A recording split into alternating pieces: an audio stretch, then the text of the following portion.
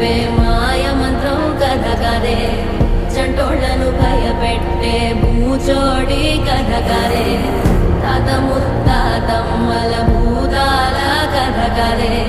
విక్రమాదిత్యుడు చెప్పిన వేదాళుడి కథ కదే, దీపము నుండి బియ్యం వచ్చే అల్లావుద్దీన్ కథ కదే, ఇది ముడత చర్మం ముసలి చెప్పే కథలాంటి నిజమే.